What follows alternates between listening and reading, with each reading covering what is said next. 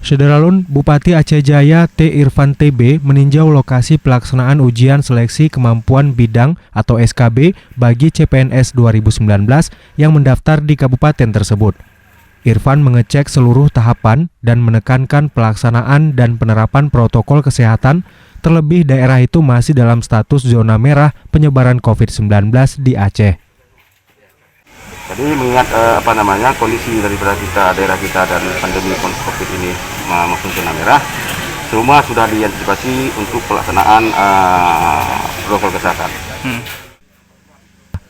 Dari Calang, Rizky Bintang, Serambi On TV.